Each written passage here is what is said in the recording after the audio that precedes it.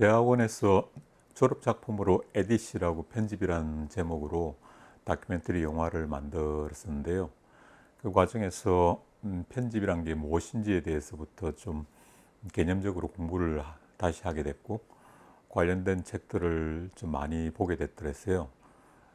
이렇게 다큐멘터리 편집이란 것은 사실은 스토리텔링의 가장 큰 축이고, 다큐멘터리 감독이 편집을 다 어느 정도 마스터링 한다는 게 다큐멘터리의 마지막 지점이라고 봐요.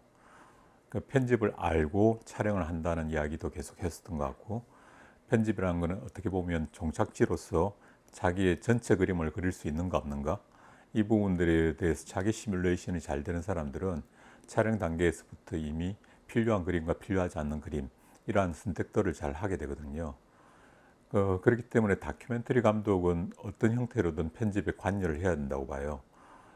툴을 잘 모른다 이런 것들은 정말 변명에 불과하고, 나이가 적든 많든 상관없이 편집을 통해서 해석이 되어지는, 편집을 통해서 완성되어지는 부분이 있기 때문에 아주 편집에 역량을 최대치로 올리는 게 중요하다고 봅니다. T.S. 엘리엇이라고 황무지를 썼던 작가는 예술이란 것이 삶의 어떤 질서를 부여하고 그 질서를 인식하게 하는 것이다, 이런 이야기를 했는데, 저는 이 이야기가 편집에서 되게 중요한 어떤 모토가 아닐까 생각이 듭니다. 질서란 부분들이 우리 삶 자체가 질서가 없다는 게 아니라 어떤 이야기를 시간 내에서 효율적으로 또 효과적으로 전달하기 위해서 대단한 질서를 요구하죠. 왜냐하면 우리가 극영화처럼 준비되어진 시나리오를 중심으로 이야기를 만들어낸 게 아니라 찍어낸 어떤 파편들이 하나의 연결고리를 가지고 또 질서를 가지고 하나의 스토리라인 안에 올라간다는 게 대단히 어려운 일이거든요. 우리 한 사람을 바라볼 때도 우리 자신이 돌이켜보면 그다지 일관되게 어떤 스토리를 생산해내는 삶을 사는 게 아니라 대단히 모순된 삶을 많이 지그재그시로 살아가지 않습니까? 근데 그러한 것의 어떤 부분들, 특히 타인을 담아낸다고 할 때 사실은 그 질서를 찾기가 상당히 어렵습니다. 특히 주제적으로 어떤 이야기를 일맥상통하게 연결한다는 것들이 좀 불가능에 가까울 만큼 우리가 찍고자 하는 인간이라는 존재 자체가 모순 덩어리란 거죠. 앞뒤가 안 맞다는 거예요. 여기에 질서가 제대로 부여되지 않으면 관객들은 이 영화를 보기 시작해서 끝날 때까지 혼돈 속에 들어가게 된다는 거죠. 그래서 이 질서란 것에 우리는 명칭을 부여를 해서 플롯이라고 하기도 하고요.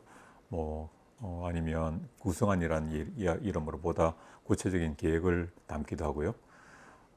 이런 여러 형태의 질서들을 부여하는데, 이 과정들에서 자기가 감독으로서 깨어나는 과정들이 상당히 많을 거라고 봅니다. 기본적으로는 감독이 자기가 잘못 찍은 것과 잘 찍은 것, NG와 OK 이런 걸 구분해내는 이런 것들이 있겠지만, 그거는 질서하고 상관이 없고요. 과연 내가 추구하고자 하는 이 이야기의 주제에 또는 이야기적 목표에 얼만큼 부합할 수 있도록 어떤 것들을 열거할 것인가 라는 점에서 필요한 부분과 정말 열성적으로 촬영을 했음에도 불구하고 격가지가 너무 커져서 큰 줄기를 부러뜨리는 그런 결과까지도 담보할 수 있거든요.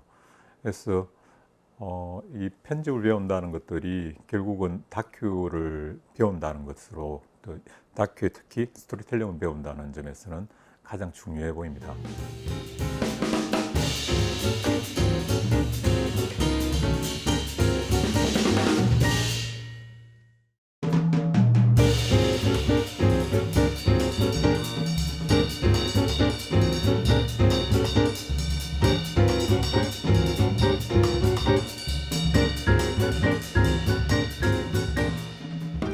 편집이라는 것은 사실은 현실의 왜곡이기를 맞거든요. 그러니까 이 왜곡이 어떤 기준에서 이루어질 것인가, 다큐멘터리는 특히 어떤 양심이라는 부분들도 간과할 수 없는 지점이기 때문에 그 왜곡이라는 것 자체에서 오는 부담감이 훨씬 크죠. 그럼에도 피할 수가 없는 게 영상 매체 자체가 가진 속성들이에요. 그 우리의 일상들은 연속성을 가지고 있거든요. 단 한 번도 제가 여기에서 절로 웜홀이 없는 이상에서는 건너뛸 수가 없죠. 그냥 일정하게 여기서 이동을 해야지 저기까지 도달하고, 근데 그 이동 자체가 영상적으로 볼 때는 별 의미가 없으면 컷을 해버려야 돼요. 그러니까 운명적으로 영상 매체라는 것 자체는 비연속성이 있다는 거죠. 연속성의 이야기 스토리텔링을 지향하되 비연속적인 카팅이라는 운명을 가지고 있다는 점에서 아무리 롱테이크로 팩트를 전달한다 하더라도 그 팩트도 그 인생에 있어의 어느 한 일부분을 절취해서 보여줄 수밖에 없기 때문에 그 영상 매체 자체의 한계를 또는 속성을 받아들이지 않으면 우리는 다음 단계로 넘어갈 수가 없다는 거죠. 다행히도 우리 영상이란 것과 우리의 의식이 대단히 닮아 있거든요. 우리 머릿속도 연속적으로 뭔가를 생각하기보다도 불연속적으로 생각을 하게 돼 있어요. 아침에 일어나서 여기까지 온다는 것을 이야기를 해보라고 하더라도 아무리 노력을 하더라도 우리는 한 칸도 빠져지지 않는 연속적인 이야기를 할 수는 없어요. 그냥 아침에 양치질을 하고 아침을 먹고 지하철 타고 이렇게 왔다, 아니면 그걸 더 디테일하게 해봐 하면 몇 가지 본 인상적인 이야기를 하게 되겠죠. 그 안에는 무수하게 많은 것들이 빠져 있죠. 그런데 그럼에도 의미가 있다는 것 몇 가지만 건져서 이야기로 나열할 수밖에 없다는 거예요. 그래서 그 불연속성, 디스컨티뉴이티를 극복할 수 있는 방법은 없어요. 이거를 인정을 하고 이야기를 시작할 수밖에 없다. 그러니까 커팅 자체가 다큐멘터리 영화에서는 특히 전제돼서 할 수밖에 없다.